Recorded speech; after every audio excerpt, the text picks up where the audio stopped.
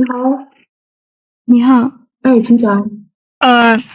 我的话，我是明天就结婚了，然后我昨天就碰到一个这种事情，就是我老公带着他那个堂妹，然后我是那个带着他堂妹来，然后他堂妹说要吃晚饭，然后就我去请他们嘛，然后我以为那3个都是他妹妹，没想他没跟我讲，然后我们晚上去吃烤肉。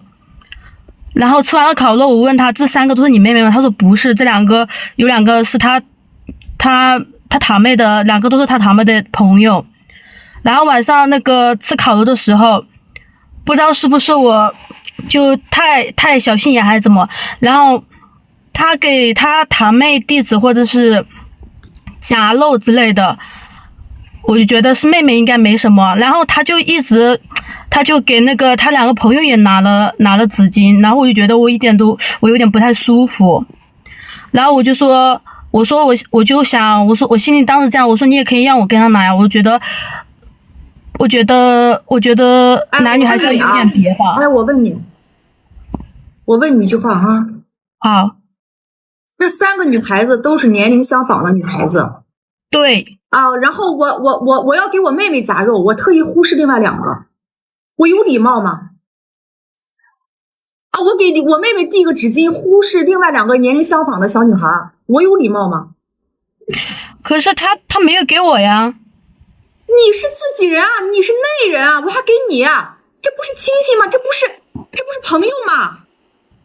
那是他堂妹的朋友。但是我们是请客的人啊，人家是客人啊。可是这样子的话，但是我会不开心啊，我觉得他可以，你格局不够啊，你不懂人情世故啊，这点他可以不懂。我觉得他可以要我帮他拿呀，他可以叫我给他那个。当时当着那个客人的面就直接给他堂妹递了纸巾之后说，哎，你给他俩递纸巾，你是丫鬟？你是丫鬟吗？我当着客人的面指使我老婆去给别人递纸巾，你估计你连3个菜都没吃过吧？你就没请过客吧？不对，我很少。你学点人情世故吧，学点场面上的事儿吧，姑娘，好吧，要不然怪丢人。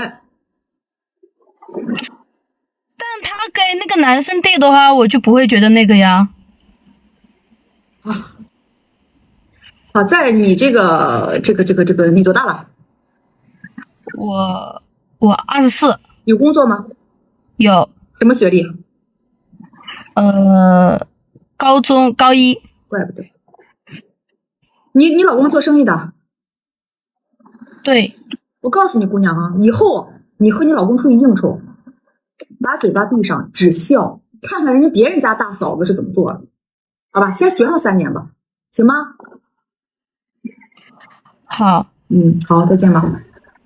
我还有一个事，就是因为我明天结婚嘛，然后因为怕他以后他不想要他男方的父亲说他不想要我做我现在这个工作了，然后他说要我不做这个工作，到明年的时候就跟我老公一起做事。你老公做什么呢？我老公是做广告的。你现在做什么呢？我现在是服装店的。你自己开？对。挣钱吗？1年最少，如果是刨去所有的话，自己也能挣个6、7万。他那个广告呢？他那个广告现在还是归他爸爸管。但是他说他1年有个20-30万吧。他们整个家庭挣20-30万，这个广告店。对，不过是他嘴巴没有他爸爸，他现在是完全是依靠他爸爸的。OK， 不去做这个免费打工的啊，你开好你的服装店，好吧？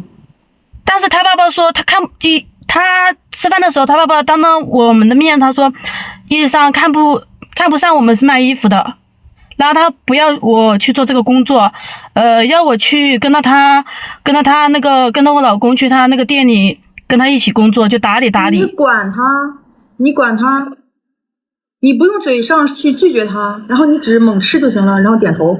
你该怎么上班上班，该怎么工作工作，懂？哦，好吧。然后如果婚后的话是怎么相处这个婆媳和她姐姐的关系啊？因为我对这方面我可能记住你傻，所以呢，低头猛吃，抬头微笑，什么都不管，什么不说，自己脑子有主意就好了。哦，好吗？就以后跟他父母都这样，就是什么都不说话。哦，那你可不可以教我，就是以后像我这种性格的人，是不是我就是有点小心眼啊？你不是小心眼，是傻，记住了我的话，好吧？所以以后就过3遍脑子再说话，行吗？看别人怎么做的，先学上几年，好吧？那如果以后碰到还是像昨天晚上那种事情的话，是不是我自己想多了吗？因为我有时候他做这样的事，我心里会真的很不开心。那就不开心着吧，毕竟傻嘛，好吧？那我可以直接跟他说吗？不可以，就跟我老公说。不可以，那别人就会知道你傻了，傻自己知道就行了，别让别人知道，好吗？哦，好，再见吧。好，谢谢。